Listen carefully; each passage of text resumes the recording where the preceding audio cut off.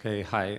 I work for a company similar to Kamud with crazy growth. I think what Kamud said was 600 to 2,200. But you can't name that company that's on your shirt.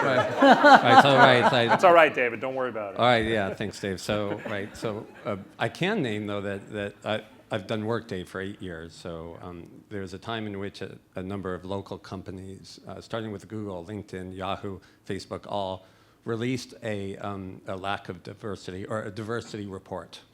And all those are Workday customers. So I know how they got their diversity numbers. So this is a question for Joan, Dave, if you don't mind to start with Joan. But I'm interested, when you hire so many people, I'm interested to hear from all four of you.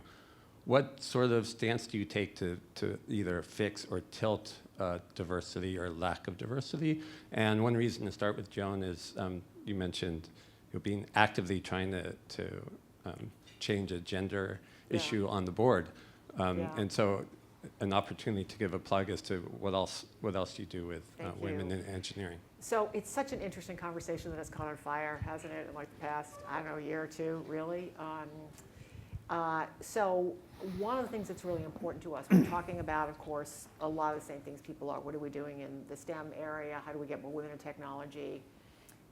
Where this week I have a bunch of people in my recruiting and the engineering team who are at the Grace Hopper conference, and we're sponsored at this year. And I think probably a lot of you know about Grace Hopper.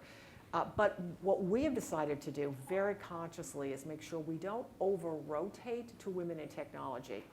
And this isn't just about women, but we're talking about women right now, because we are a marketing automation organization. And the truth is that most of the people who our salespeople are selling to are women, because they're in the marketing departments. So one of the things that we've been working very closely with our sales team is that how do we make sure we get more women in sales? And not just in sort of sales reps, but also in sales management roles. The other thing we're doing is we're looking at our population. We're saying if 35% of our population is female, how come only 22% are in leadership positions? So really we're trying to very consciously make sure that we're sort of setting ourselves up so that we're matching sort of what our population looks like with our leadership. So we got a long ways to go. We're having conversations about that now. Kelly talked about a group called Momentum at Marketo. We like to use at Marketo a lot, Forward at Marketo, Momentum at Marketo. Our management program is called Emerge at Marketo. But that was a great grassroots movement that really started by a couple of women in our marketing group who said, we would like this group where we can sort of get together and have conversations. And the great thing about it is that it isn't just women, right? It's talking about all kinds of diversity. And we have speakers, and our CEO last week, did a panel discussion with Clara Shih from Hearsay Media.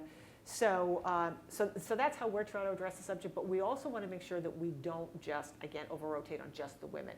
So we're really looking at our other numbers, and we say, how do we, just do a better job around that? So 2016 is going to be a big year for us in terms of diversity and inclusion and having very targeted and specific programs around that, and we're just starting our planning for that now.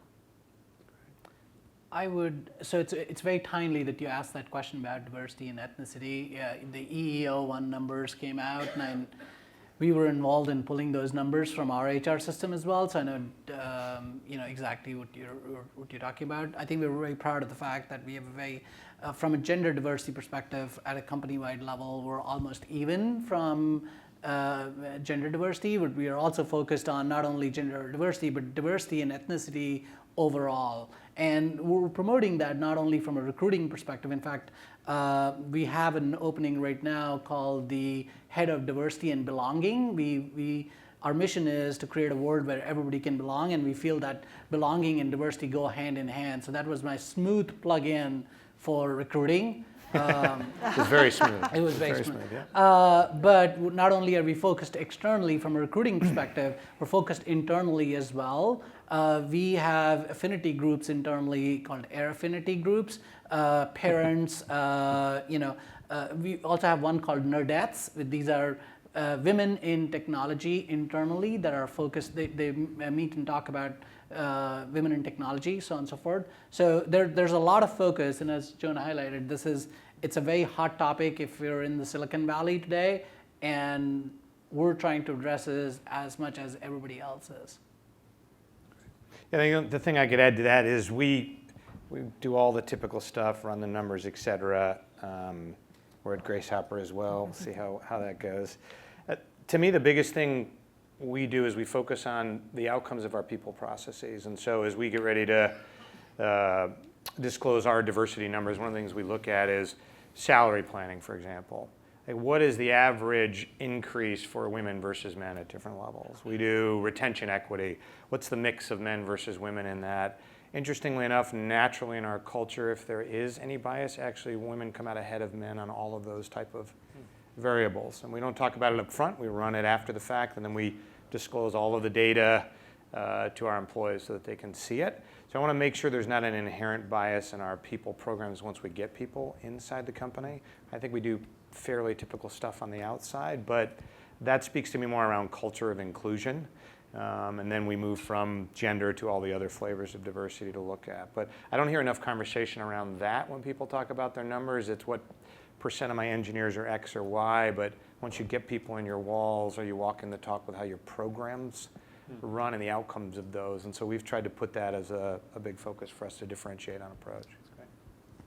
I mean, we've had varying success at places I've been at, including my current role, where, you know, but it is difficult. You know, I'm at a company, we are sort of hardcore technical, and so the population that we draw from lacks a lot of diversity, and so you have to work at it. I think, you know, there's both inflow and outflow of people, and you have to be conscious of doing all the things to get in front of more and more people to add diversity to the organization, but you also have to create an environment where they don't leave.